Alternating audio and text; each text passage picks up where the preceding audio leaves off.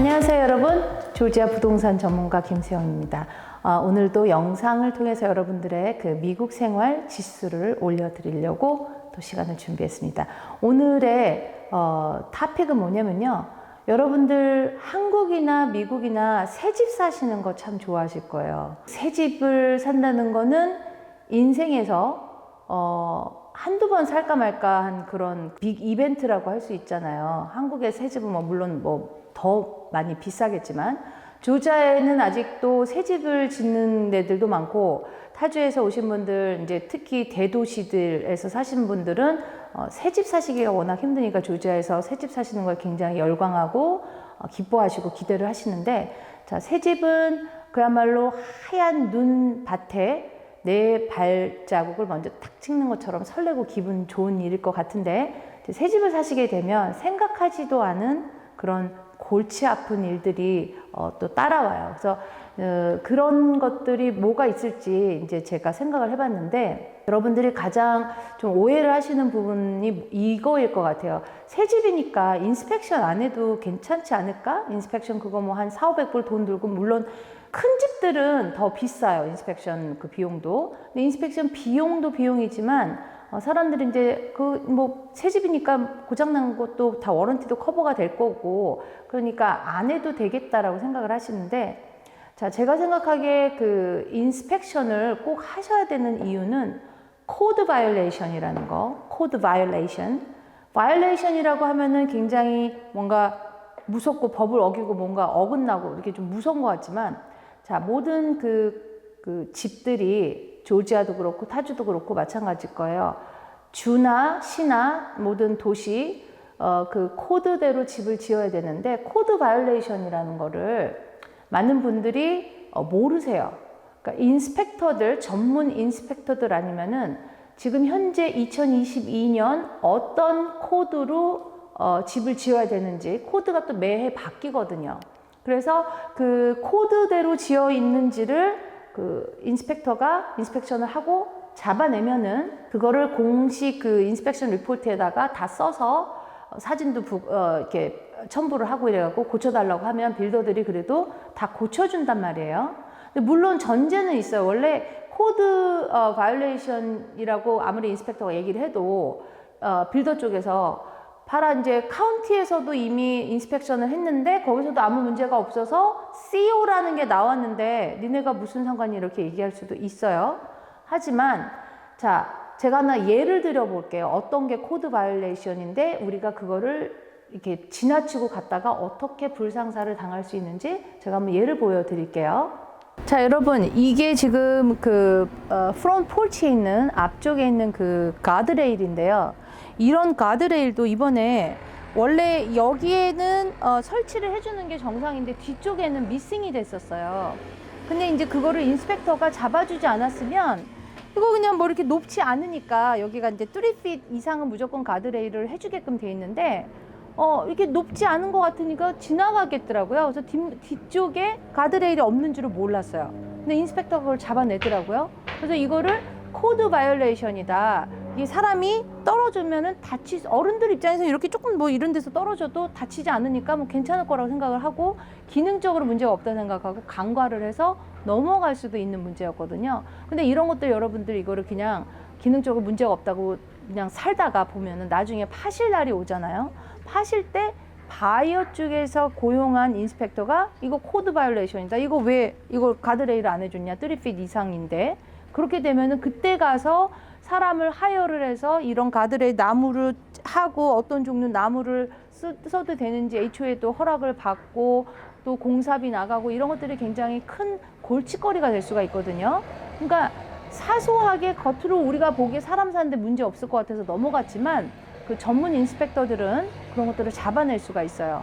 좋은 인스펙터라는 그 기준이 뭐냐면요, 보통 그 ASHI라고 그래갖고 인스펙션을 최소 600번 이상 한 그 인스펙터들이 가입을 하는 그런 단체들이 있어요. 그런 공증된 그 단체에 가입돼 있는 ASHI라든지 또 여러 단체들이 많아요. 그런데 가입돼 있는 인스펙터들을 고용을 하셔야 2022년 기준으로 코드가 업데이트 되거든요. 그 업데이트된 코드들을 다 다 알고 외우고 있는 그런 인스펙터들. 우리 부동산 하시는 분들은 부동산 법에 대한 걸 다 줄줄 알고 있다시피 그 인스펙터들은 코드들을 또 다 알고 있거든요. 그래서 그런 것들을 다 알고 있는 실력 있는 인스펙터들, 인스펙션을 많이 하신 분들, 그런 분들 꼭 하시기를 제가 강추 드립니다. 강추.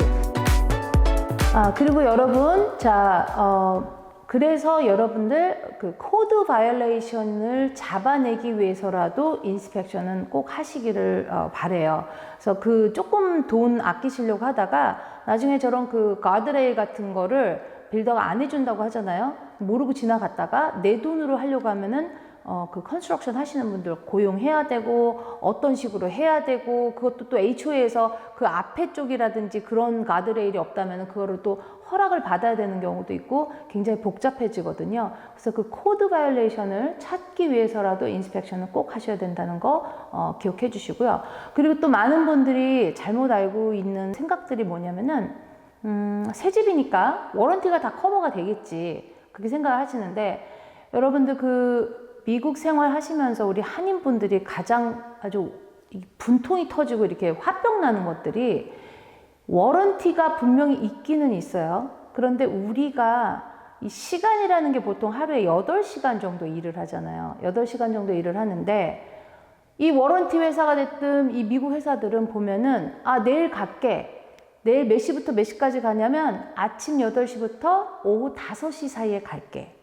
이런 얘기는 정말 이런 이제 타임 윈도우라고 그래요. 타임 윈도우를 너무 넓게 잡아가지고 우리가 하루 종일 아무것도 못하는 거예요. 그 워런티 서비스를 받기 위해서 집에도 못 나가고 뭐 일도 이제 일을 갖다가 이제 뭐를 어디서부터 해야 되는지 모르죠. 언제 올지를 모르니까. 그래서 좀 짧은 타임 프레임을 좀 정해달라. 타임 윈도우를 짧게 해달라. 그래도 no.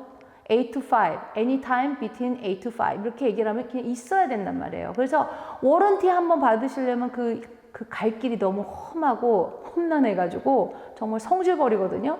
그러니까 여러분들 웬만하면은 빌더가 다 워런티 커버되니까 지붕은 뭐 20년 커버되고 보통 뭐 210 워런티라고 해가지고 기능적인 거는 2년, 지붕은 스트럭처 이슈는 한 10년, 그래서 210 워런티가 커버가 된다. 뭐 이런 식으로 몇 년 동안 다 커버가 되고 뭐 이런 식으로 얘기를 하지만 실제로 클로징하고 나서 워런티 받으려면 굉장히 힘들어요. 그러니까 클로징 할 때 전에 그 빌더한테 웬만한 것들은 다 고쳐주게끔. 근데 이제 아주 큰 문제도 빌더들도 이 집을 지었다는 거가 모든 거를 다 이 빌더의 머추리얼로 하는 게 아니라 각 벤더들한테 각 그 디시워셔면 디시워셔, 어플라이언스 회사 자체 매니팩처 워런티가 있지만 이 빌더는 루프는 루프 회사에서 따로 워런티를 받고 이런 캐비넷은 캐비넷 회사에서 따로 워런티를 받는단 말이에요. 그러면서 이제 클로징을 하고 나면 각각의 벤더들, 각각의 업자들한테 워런티를 받아라 해갖고 워런티 인포메이션은 줘요. 그리고 이제 또 하나 말씀드릴 게 보통 아주 이머전시 이슈 같은 경우는 펑셔널 이슈 같은 거는 보통 2년 안에 커버가 되고 그리고 이제 이머전시 컨택 넘버를 주면서 어디서 커버를 받아라고 하지만 그런 것도 이제 클로징하고 난 다음에 받으려면 제가 지금 말씀드린 대로 너무 험난하다는 거죠. 그런데 이제 물론 빌더들한테 쓸데없이 작은 걸 꼬투리 잡아서 다 고쳐내놔라 이렇게 하라는 말씀이 아니에요.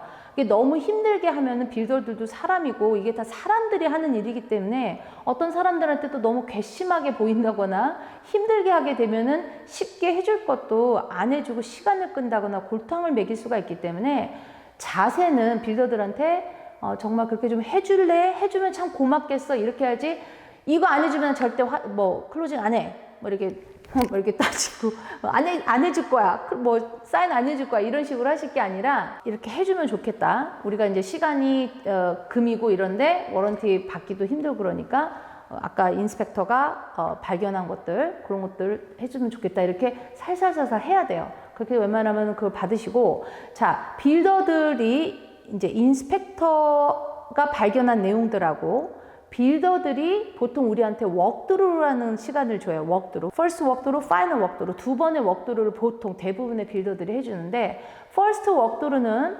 일단 집에 어플라이언스들이 다 들어와 있고 이제 에어컨 시설이 다 돼 있고 그래서 인스펙션을 할 수 있는 상황이 됐을 때 보통 퍼스트 워크드루 날짜가 잡힌데 보통 클로징 한 일주일 전에 퍼스트 워크드루를 해요.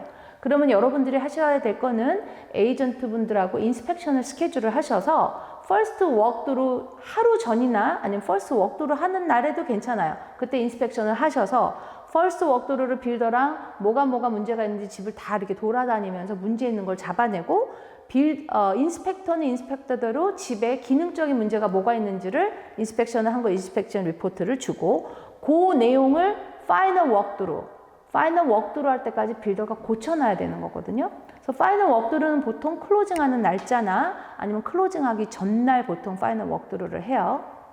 그래서 모든 그런 기능적인 거 하다못해 무슨 캐비넷이 깨진 거 이런 몰딩이 제대로 안 된 거 페인트가 너무 아주 안 이쁘게 된 거 이런 것들을 다 이제 집안을 돌아다니면서 블루 테이프를 붙여요. 이거는 여기가 잘못됐고 여기는 뭐가 잘못됐고 블루 테이프를 다 붙이면서 그걸 잡아내면 그거를 이제 파이널 워크드루 때까지는 그 블루 테이프가 다 없어져야 되는 거예요.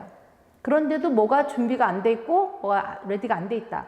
그러면 이제 그거를 빌더의 펀치리스트에 남겨놓고 이거는 클로징하는 시점까지도 안 됐다. 그래서 내가 퍼스트 워크드루에 발견된 것들 이거는 사인을 지금 고쳐졌으니까 사인을 해주지만 요건 안 됐으니까 사인을 해줄 수가 없다. 그러면서 이제 그거를 언제까지 예를 들어서 캐비넷 같은 경우는 요새 그 공급이 너무 딸려서 클로징은 했는데 캐비넷 문짝이 뭐 나중에 클로징하고 있다가 고쳐진다든지 이런 경우들이 있거든요. 그래서 그런 것들이 그것 때문에 클로징을 안 한다고는 할 수는 없지만 언제까지 고쳐줄 거다라는 걸 펀치리스트에 받아놓고 그리고 사인을 하시면 되고 그리고 여러분들 제일 많이 잘못 알고 계신 게 클로징하고 나서 저는 잔디 있잖아요. 집에 있는 잔디, 그 야드 케어 잔디는 더 이상 워런티가 커버가 안 됩니다. 클로징 하는 순간부터 그거는 우리 책임이고 집주인이 책임을 져야 되고 그리고 또 여러분들이 간과하시는 것들이 보통 이런 그 카운터탑이라든지 이런 캐비넷 이런 거 의외로 스크래치가 굉장히 많이 있을 수가 있어요. 그리고 조각 같은 거 이런 캐비넷 밑에 같은 데들 이런 데들 깨진 것들도 좀 있고 그런 것들도 집 클로징하고 나면 커버가 안 돼요. 왜냐면 이사 올 때 스크래치가 날 수도 있고 이러기 때문에 빌더들이 워런티가 커버가 되는 아이템이 뭐다 하는 거를 잘 알고 계셔야 돼요. 클로징 하시기 전에 파이널 워크드루 할 때나 퍼스트 워크드루 할 때까지라도 뭐가 커버가 되는지 워런티로 그리고 뭐가 커버가 안 되는지 그거를 확실히 에이전트 분들하고 다 훑고 가시는 게 좋습니다. 자, 그리고 여러분 이제 제가 또 하나 말씀드리고 싶은 건 뭐냐면은 집을 사시고 나서 그 유틸리티 서비스에 대한 마음의 준비를 하셔야 돼요. 아까 말씀드린 대로 미국 시스템 자체는 한국 같은 데는 뭐 삼성이면 삼성, 뭐 LG면 LG 그 자체 워런티가 있고 또 이제 배달부터 AS 서비스라고 그래갖고 그걸 그 회사 내에서 또 다 해주잖아요. 근데 미국은 이제 빌더는 집을 짓고 그 워런티들이라든지 뭐 어플라이언스, 가전제품 이런 거 딜리버리 회사도 외주를 주고 또 조립하는 것도 외주를 주고 이런 식으로 해서 어쨌든 회사 이름을 가지고 그거를 증명해주는, 개런티해주는 그런 시스템이 아니에요. 그래서, 자, 예를 들어서 그 어플라이언스 가전제품이 오기로 했단 말이에요. 오기로 했는데, 아까 말씀드린 대로 8시부터 5시 사이에 온대요. 그럼 이제 그날 일을 다 집어치우고 그 트럭 운전사가 오는 시간에 그 집안에 있지 않으면 어떨 때는 왔는데 10분 못 기다리고 그냥 휙 가는 경우가 있어요. 그러면 another one week, 뭐 일주일, 2주일 기다려야 될 수도 있고 근데 애타는 건 우리 마음이고 그 사람들은 상관 안 하거든요. 그래서 언타임에 거기 있어야 돼요. 그 딜리버리를 할 때. 근데 여러분들이 또 이제 조심하셔야 될 게 뭐냐면 빈집에다가 그 냉장고라든지 세탁기, 드라이어 연결을 하실 때 굉장히 조심하셔야 되는 게 뭐냐면 꼭 집에 있으셔서 그거를 실제로 플러그를 꼽아보고 러닝을 제대로 워킹 하는지를 확인을 하셔야 되는 이유가 보통 빈집에는 원래 수도국에서 여러 그 물 회사에서 와갖고 자물쇠로 척커덕 잠가 놓을 정도로 빈집에는 물 홍수가 날까봐 그걸 잠가 놓거든요. 근데 이제 오너십을 가지고 집을 딱 클로징하고 난 다음에 수도국에 연결을 해서 자물쇠를 풀고 이제 물 서비스가 됐어요. 됐는데 물이 틀어져 있는 상태에서 내가 만약에 딜리버리 하는 사람이 왔는데 내가 그 시간에 못 맞춰서 그냥 거기다가 커넥션만 해놓고 가시라고 그렇게 했다면은 냉장고 같은데 이런 냉장고 여기 이제 워러 호스 이렇게 냉장고 그 찬물 나오고 이러는 데들이 있으니까 이거를 물하고 그 코드하고 연결을 해놨는데 물 서비스가 연결된지를 모르고 이 냉장고 연결하시는 분이 이 밸브를 그러니까 켜놓고 갔단 말이에요. 그러면은 이제 물 서비스가 연결됐는데 이사는 아직 안 온 상태에서 먼저 딜리버리 시키려고 어플라이언스를 다 집어넣고 물은 연결이 돼 있고 이런 데서 이제 물이 터져 나오는 거죠. 그래서 실제 이런 마루 같은 거 이런 거 데미지 나갖고 몇만 불 들은 케이스도 있거든요. 그래서 여러분들이 아무리 그 타임 윈도우가 8 to 5라 하더라도 꼭 집에 있으셔서 누군가가 꼭 보셔야 돼요. 그거 자체가 굉장히 큰 스트레스가 될 수가 있어요. 새 집들 사실 때.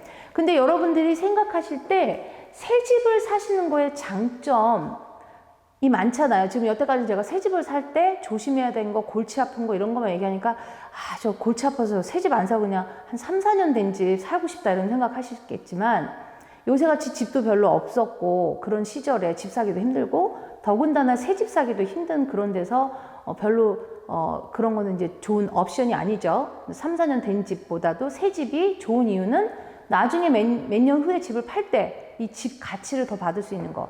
여러분들 그 집 감정은 집의 연도수 그리고 집의 사이즈 몇 스퀘어 핏인지 사이즈가 몇 스퀘어 핏인지 그리고 방 개수가 몇 개인지 그런 거에 따라서 집이 가치가 훨씬 더 있는 거니까 새 집을 사는 게 당연히 좋겠죠. 근데 이런 것들은 좀 조심을 하셔야 되고 또 좋은 거를 갖기 위해서 갖는 고통일 수도 있다라고 생각을 하시고 이런 점들만 조금 조심하시면 괜찮을 것 같아요. 그래서 새 집들에 대한 것들 사실은 훑고 이렇게 다 제가 고도로 하고 설명하고 이러려면은 내용이 상당히 정말 굉장히 방대한 부분이에요. 새 집에 대한 게. 왜냐하면 이제 머추리얼이라든지 그러니까 원자재라든지 아니면 스타일이라든지 설명해 드릴 게 되게 많거든요. 근데 일단 오늘 제가 새 집을 사실 때 그나마 잘못 알고 있었던 생각들 한 3가지 정도로 제가 요약을 해서 말씀을 드렸어요. 그래서 할 말은 너무나 많기 때문에 제가 말이 조금 빨랐지만 여러분들도 새 집 사실 때 궁금하신 거 있으시면 저한테 연락을 주시면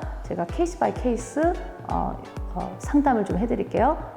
연락 주시고요. 항상 또 시청해 주셔서 감사합니다. 안녕히 계세요.